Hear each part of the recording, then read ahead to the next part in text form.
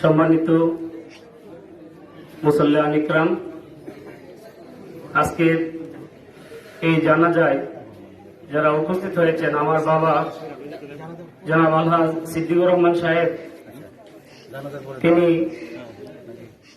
আমার বড় ভাই নজরুল ইসলাম সাহেব বলেছেন খুব সহজ সরল মানুষ ছিলেন এবং আমরা 4 ভাই 3 বোন।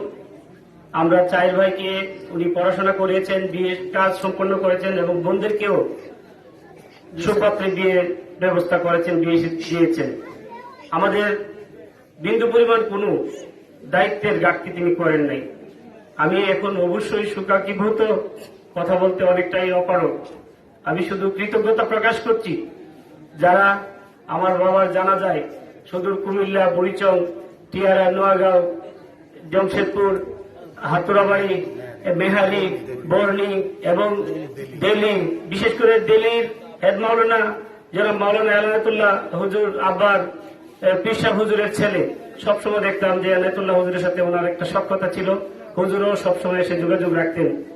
আমি কৃতজ্ঞতা প্রকাশ করছি আমাদের এলাকার চারগাছ থেকে এসেছেন জহির ভাই, শাহাদত ভাই, আমি নাম বলবো কতজনের।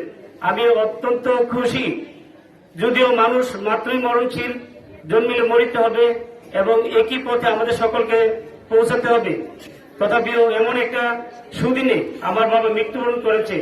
আমরা সদাশয় চেষ্টা করেছি, যখন তিনি অসুস্থ হয়েছেন সাথে সাথে ওনাকে প্রথম অবস্থা চারগাছ থেকে সদর হাসপাতাল ব্রাহ্মণবাড়িয়া থেকে আমি হার্ট ফাউন্ডেশন ঢাকা থেকে হৃদরোগ ইনস্টিটিউট, কোথাও বাকি রাখি নাই, আমার চেষ্টা করে ত্রুটি করি নাই। যাই হোক, আমার বাবার জন্য আপনারা কাজ করে দোয়া করবেন, আমার বাবা যেন জান্নাতবাসী হয় এবং যদি ওনার চলাফেরায় কোন ত্রুটি থাকে, আল্লাহর রাস্তায় ওনার সন্তান হিসেবে আপনাদের সবার কাছে আমি মাপ চাচ্ছি।